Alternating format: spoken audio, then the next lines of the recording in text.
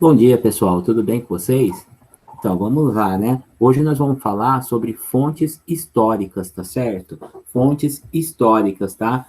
Essa aula de hoje está direcionada aos sextos anos, tá certo? Ok? Meu nome é Michel, tá certo? Professor Michel de História, tá bom? E vamos lá, vamos começar, tá bom? Primeiramente, a gente precisa saber o que são fontes históricas, correto? As fontes históricas são os itens materiais e imateriais ou seus vestígios. Que são vestígios, né? São coisinhas deixadas lá pelos nossos antepassados, ok? Que são produzidos pela ação humana. As fontes históricas são fundamentais para que o historiador possa realizar o seu trabalho de investigação do passado humano, tá certo? Ou seja, o próprio homem deixa vestígios, né? Lá atrás, lá nos tempos passados, né?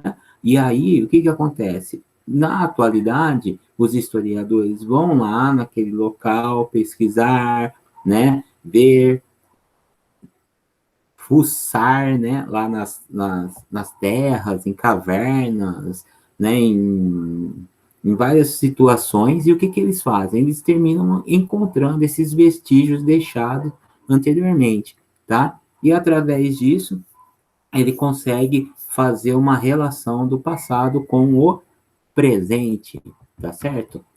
Vamos ver, então, alguns exemplos de fontes materiais, tá? Quando falamos de fontes materiais, estamos falando de vestígios concretos, tá? Produzidos por mãos humanas, como textos, pinturas, fotos, filmes, roupas, esculturas e até mesmo construções, tá? Nós temos aí, né, no primeiro quadradinho aí no desenho, nós temos aí as pinturas rupestres, tá certo? As pinturas feitas lá nas cavernas, tá bom?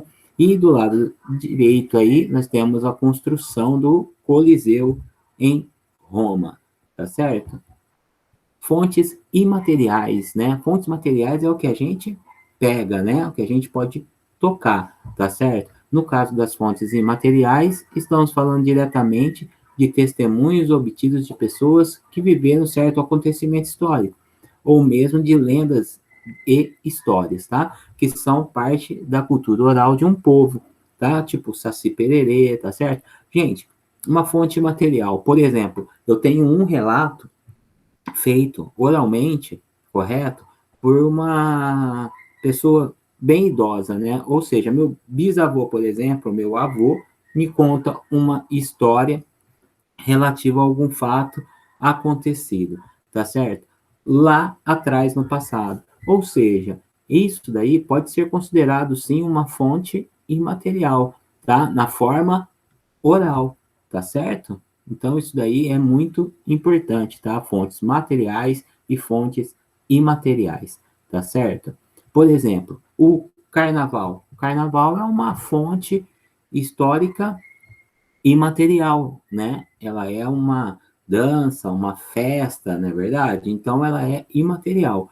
Porém, se a gente for analisar, né, as fantasias, os carros alegóricos, tá? As coisas envolvidas materiais dentro do carnaval são fontes materiais, tá certo?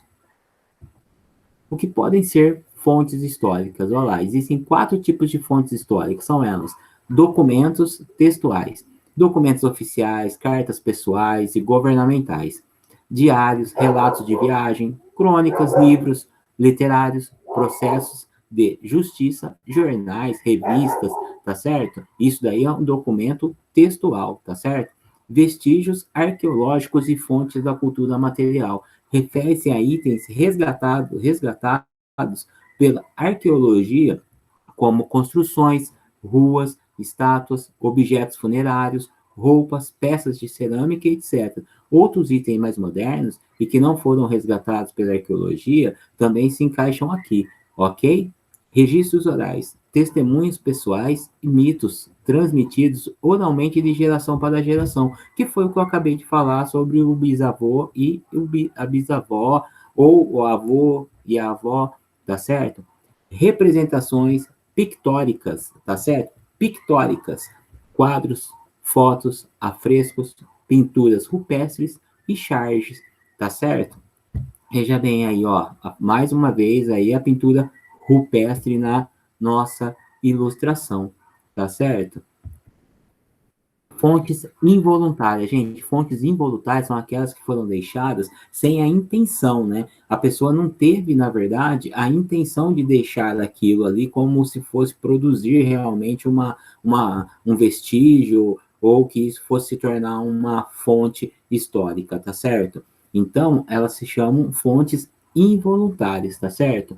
A fonte histórica involuntária é aquela que tem importância no trabalho do investigador, mas é um vestígio que não foi produzido pensando-se na posteridade, ou seja, em ser deixada para gerações futuras, tá? Sendo assim, as múmias e os rituais funerários dos egípcios são uma fonte histórica porque nos ajudam a entender a cultura do Egito Antigo. No entanto, a mumificação não era realizada como forma de registro para a posteridade, mas sim porque tinha um valor importante dentro da religiosidade dos egípcios. Portanto, como ela não foi pensada para a posteridade, é considerada uma fonte involuntária, tá certo? Essa prática da mumificação, então, pessoal, ela fazia parte, né, de um ato de religiosidade, né, dos egípcios. Isso não foi feito, esse processo da mumificação, ele não foi criado simplesmente para atender, né, ou se tornar uma fonte histórica através de vestígios para gerações futuras, e sim uma questão de religiosidade, tá certo? De toda forma, as fontes históricas involuntárias possuem um valor muito grande para o historiador, justamente porque trazem detalhes muito importantes e significativos para o trabalho de investigação. Ok, pessoal? Agora eu vou estar compartilhando com vocês aí também, tá certo? Um videozinho, tá? Que eu vou entrar aqui agora para vocês darem uma pequena olhada e para servir como uma ilustração, ok? Vamos lá, calma aí. E aí, pessoal, vamos lá agora? Compartilhar aqui com vocês uma parte aqui da nossa aula, tá certo? Vamos ver aqui se a gente consegue compartilhar com vocês.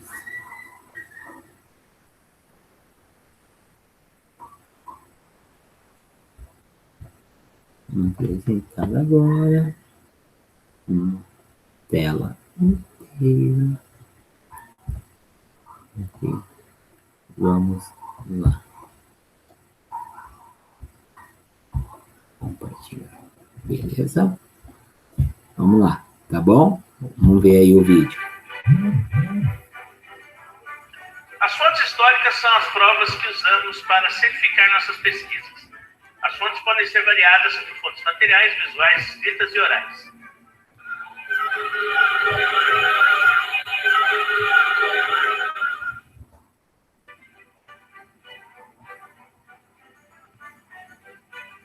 As fontes materiais podem ser evidenciadas através dos arqueólogos que descobrem objetos. A análise desses objetos pode identificar culturas, hábitos dos povos que ali viviam no passado. As fontes visuais ou iconográficas podem ser desde pinturas rupestres, pinturas antigas e fotografias. São fontes que podem nos revelar muitos detalhes do povo, seus hábitos e costumes. As fontes escritas podem ser códigos, hieróglifos, símbolos, documentos e livros, que podem ser estudados pelos historiadores para o conhecimento de fatos. E fontes orais, que são contados por alguém que não possui um registro escrito, mas a história é contada com caos, lenda ou mito, até mesmo relatos de experiências de sobrevivência de determinados períodos históricos.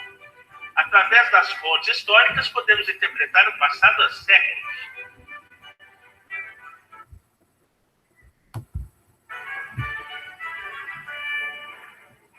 Olá, amigos! Curtiram essa animação? Foi produzida com muito carinho para vocês. Dá um like, compartilhe com seus amigos e inscrevam-se no meu canal.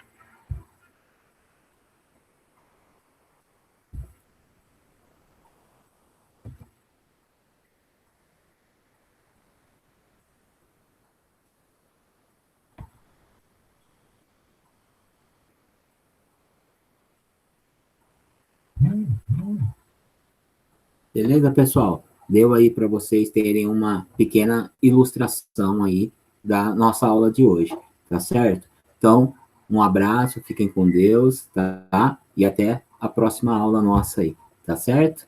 Tchau, tchau.